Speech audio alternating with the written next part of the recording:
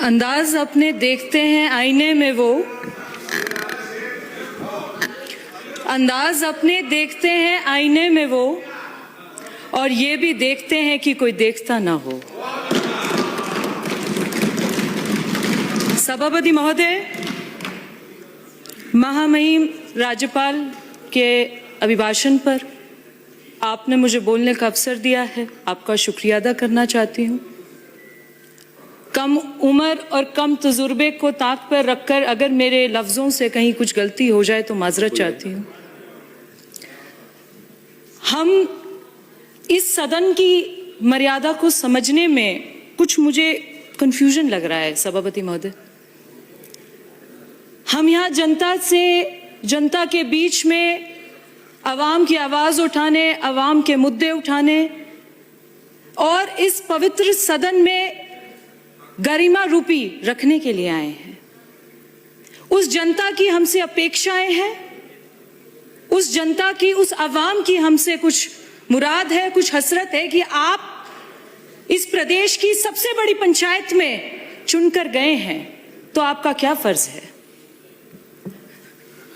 वाद विवाद सुन रहे हैं, सत्ता पक्ष विपक्ष सभी को अपने अपनी बात रखने का अख्तियार भी है और अधिकार भी है, पर क्या उस अधिकार और अख्तियार में जनता की बात को नहीं रखना चाहिए। पिछले कुछ समय से माननीय सदस्य हमारे विपक्ष के हमसे तजुर्बे में भी बड़े हैं, राजनीतिक सियासत की रूपरेखा में भी बड़े हैं। आपको यहाँ पर जनता के मुद्दे उठाने चाहिए। अभी एक माननीय सदस्य बात कर रहे थे कि जी आपने एक योजना का नाम बदल दिया है, जी राम जी कर दिया है, जी हम तो महात्मा जी के भक्त थे। महात्मा जी के भक्त थे तो हमसे ज्यादा तो भक्त आप महात्मा जी के नहीं हो सकते।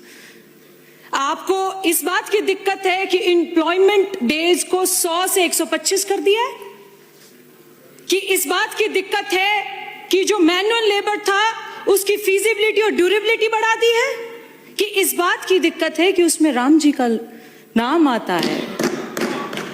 आप ये मत भूलिए, इस देश के कण कण में, रोम रोम में, रग रग में श्री राम बसते हैं। आप इस बात को नहीं स्वीकार कर पा रहे, पर पूरा जनता, पूरी देश की जनता मान चुकी है कि आपका श्री राम में किसी प्रकार की कोई आस्था नहीं है। जहां आपको हे राम करना चाहिए था, आप हाय राम कर रहे हैं। पूरे मुल्क में आपने तौबा मचा रखी है। उसका नतीजा ये है कि जहां आपके पास कुछ बचा था अब वो भी चला गया है, आगे की उम्मीद ही छोड़ दीजिए। सभापति महोदय, मैं महाराजा सूरजमल की वीरता को नमन करती हूं, शहीद हसन खां मेवाती को सलाम करती हूं, बाबा अंबेडकर साहब के संविधान को याद करती हूं, श्री कृष्ण की क्रीड़ा स्थली से आते हुए नमन करती हूं, रविदास महाराज के लफ्जों को याद करते हुए यहां एक बात बताना चाहती हूं। पिछले 5 दशक से 50 साल से दलित समाज, अनुसूचित जाति, मुस्लिम समुदाय आपका सबसे बड़ा वोट बैंक रहा है, जिसका नतीजा ये रहा कि आपने उन्हें पिछले 55 सालों के राज और सियासत में गरीबी रेखा से नीचे लाके छोड़ दिया। वो आपका वोटर था, आपने उनको वोट ली, उनके मजहबी खेलों से, उनकी गरीबी की रूपरेखा से उस दलित को, उस मुसलमान को गरीबी रेखा से नीचे लाके रख दिया, जिसका सबसे बड़ा उदाहरण मैं आपको कामा विधानसभा का बताती हूं। मैं कामा विधानसभा से आती हूं। पूरे प्रदेश में सबसे ज्यादा अल्पसंख्यक अगर जाति कहीं रहती है तो वो कामा विधानसभा में है। आप उसका लिटरेसी रेट देखिए 52%, आप उसमें रोजगार देखिए निल। जिस विधानसभा में पिछले 70 सालों में एक बस स्टैंड नहीं बना, उस विधानसभा में आपने 50 साल राज किया है। मैं माननीय मुख्यमंत्री जी का इस सदन के माध्यम से बहुत बहुत धन्यवाद देना चाहती हूं, जिन्होंने सबसे पहले यह सोचा कि यातायात, अगर आपके पास एक विधानसभा में बस स्टैंड नहीं है तो आप किस बात पे कारीगर करेंगे। सबसे पहले वहां एक बस स्टैंड का निर्माण करने का सोचा। आप इतने सालों से वोट ले रहे हैं, लीजिए। आप उनको गुमराह कर रहे हैं, गुमराह कीजिए। आप किसी तरीके से संविधान को मानते नहीं है, मत मानिए, पर आप कम से कम, आपको तकलीफ किस बात की है? आपको तकलीफ इस बात की है कि इस प्रदेश का मुख्यमंत्री दिन रात किसान, महिला, दलित, अनुसूचित जाति सबके साथ तत्पर खड़ा है। कि इस बात की तकलीफ है कि जो युवा इस प्रदेश में किसी इम्तिहान देने से डरते थे, जिनको यह पता था कि उनका रिश्तेदार, किसी बड़े साथियों का रिश्तेदार इंटरव्यू में उनको पता नहीं कितने अंक दे देगा और एक किसान का लड़का बाहर बेंच पे बैठ के अपना किराया लगा के घर वापस आ जाएगा, नौकरी नहीं ले सकता। उसी प्रदेश में 1 लाख युवाओं को नौकरी दी गई है, रोजगार दिया गया है। क्या आपको उस बात से परेशानी है? अभी आप SIR की बात कर रहे थे कि जो इस देश का नागरिक नहीं है, जो घुसपैठिया है, जो इस देश में चोरी से रह रहा है, उसका इस देश में वोट डालने का अधिकार नहीं है। और ये एक बात गणित रूप से कही गई है, इलेक्शन कमीशन के गाइडलाइंस हैं। आप अभी बता रहे थे कि मुस्लिम समुदाय, SC ST के वोट काटे जा रहे हैं। सबसे ज्यादा मुस्लिम समुदाय जिस विधानसभा में है वो कामा विधानसभा में, आप बताइए कितने नाम कटे हैं और कितने जुड़े हैं। आप आरोप लगाते हैं तो पूरी बात सुनने का जज्बा भी रखिए, हौसला भी रखिए।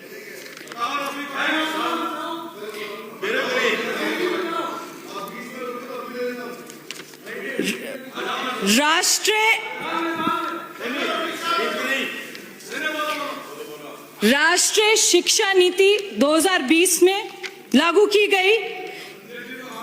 1986 के बाद एजुकेशन में सबसे बड़ी जो पॉलिसी लाई गई थी 2000 राष्ट्रीय शिक्षा नीति 2020 में थी। उसका यह कहना था, माननीय सभापति महोदय, कि जो EVRM है, एनरोलमेंट है, उसको 2030 तक 100% लागू किया जाएगा, जो एक बहुत बड़ी देन माननीय मोदी जी ने दी है।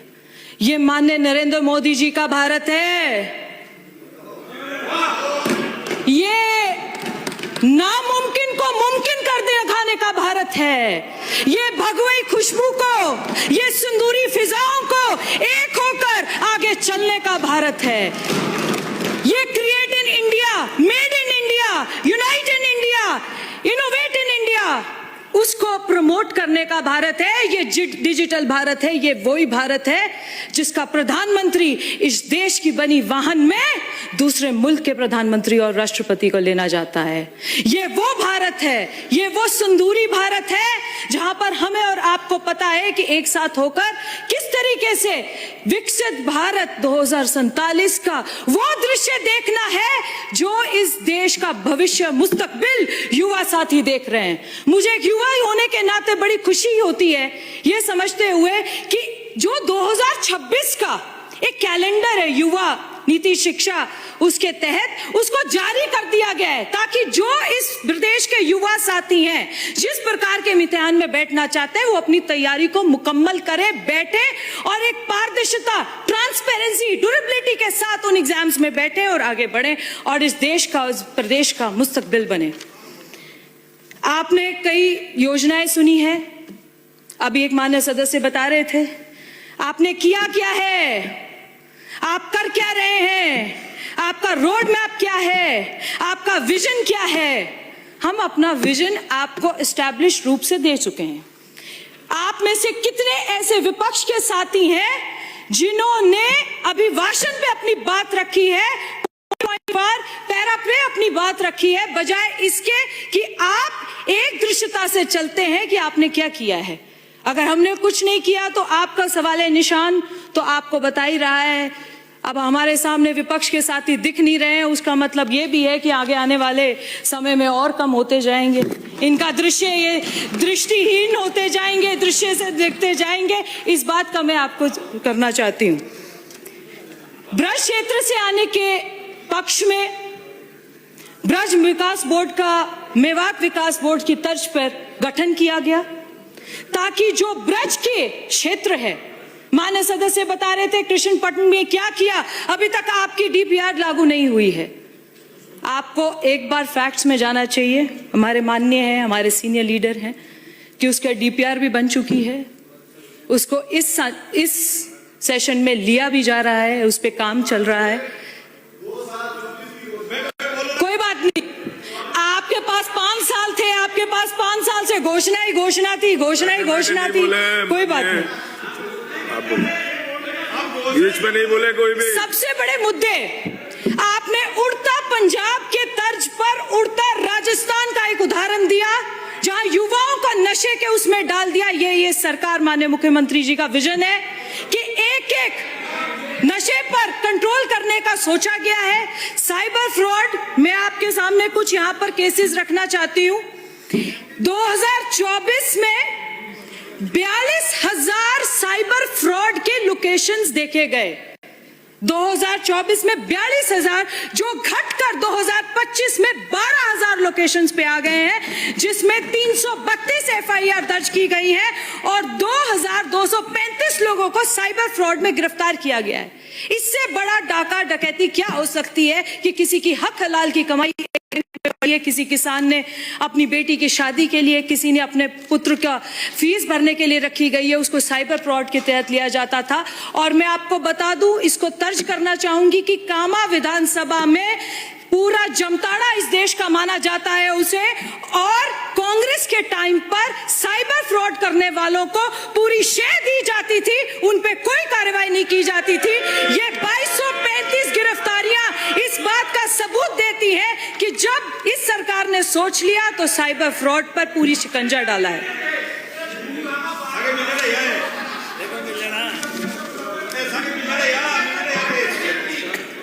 अब अपनी रूह के छालों का हिसाब करूं,